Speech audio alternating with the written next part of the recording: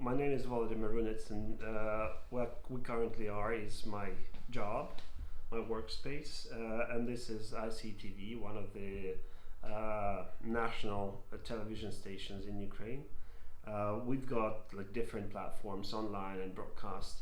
We've got three separate television stations, and we cover daily news and also do analytics for over 30 million people across the country and abroad. So basically, I've been covering the military conflict between Russia and Ukraine since 2014. And what I do think about the American coverage right now is a lot better than it used to be. You may as well want to just put your arm here, so it'll be easier for you to to make it steady. Yeah, so basically the coverage lately has been a lot better than it used to be in 2014. At least the correspondents who have arrived in Ukraine are a lot more knowledgeable of people, different things that they have to deal with, like Ukrainian national traits, Ukrainian traditions, Ukrainian even names of towns and cities and that and streets, because before that there were huge problems even naming the cities and towns where things were happening, and when they were covering they couldn't even properly pronounce where they were and if they were there, because sometimes they didn't even bother to go to places but just stay at a hotel and just go live from a balcony of their hotel room or general hotel balcony and talk, pretending being smart about things that they had no idea about. But that's changed dramatically since the latest Russian invasion starting at the end of February. Is that correct?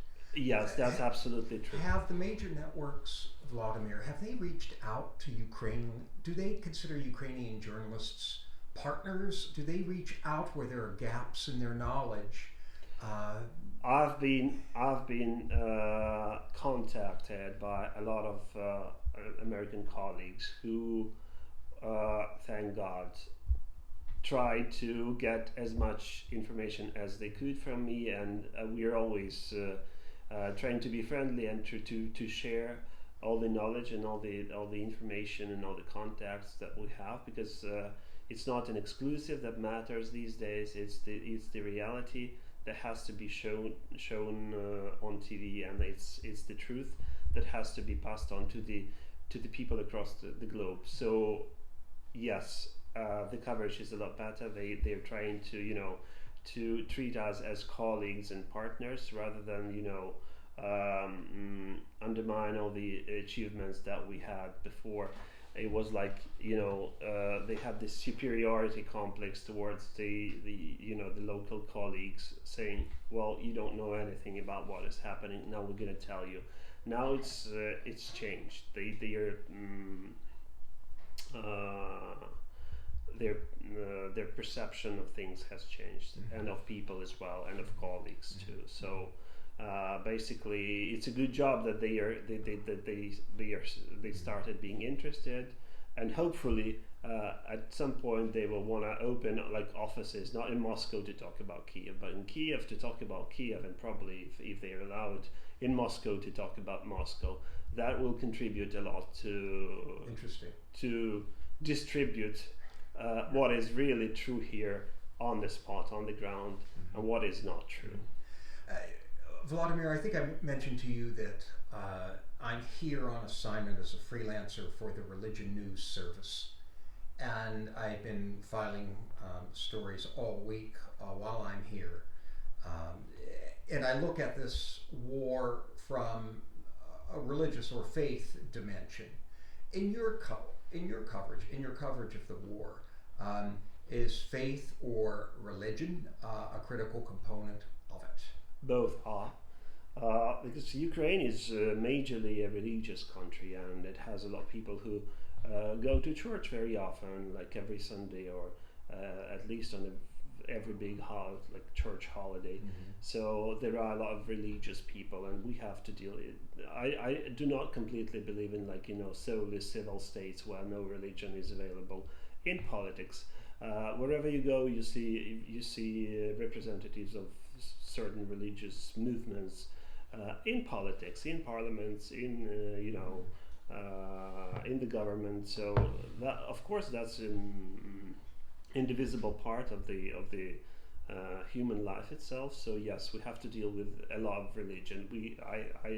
I myself covered a lot of things like the separation of the churches, like the evolving of the Ukrainian Orthodox Church, the separation from the Moscow Church. So we have to deal with Catholics. We have to deal with the Moscow Church itself, because back in 2014 they were supporting greatly the Russian or pro-Russian forces in this proxy war, and they to be honest, they were the proxies, and that's what we were trying to say, without trying to hurt anyone's beliefs or emotions or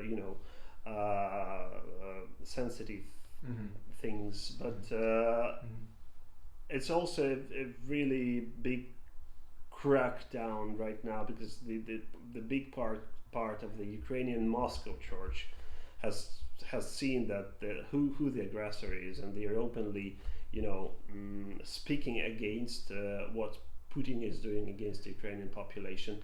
And some of the priests, some of the church representatives began talking about recognizing what is happening right now in Ukraine as a genocide against the Ukrainian people, which is, I think, a big move, a big change, and a big thing to talk about. So of course we deal a lot with religious people in our line of work. And certainly that storyline between the Moscow-aligned churches and those who are independent, autocephalous churches, plays out not just along faith fault lines, but political lines, and in the case of this war, certainly which side you're on or identify with, whether it's the separatists in the east or the rest of Ukraine. Volodymyr, thank you so much for your time. I apologize, I know we've made you late for about 5 or 6 different interviews. I wish you and your colleagues the best. Please stay safe, and please continue to inform the world, even though it may tire of the war from abroad. Continue to inform the world about Ukraine. Well, as they say, tiredness comes half a step before victory. So I don't feel tired enough yet. Or not yet. Volodymyr, thank you so much. Thank you. Take care and stay safe.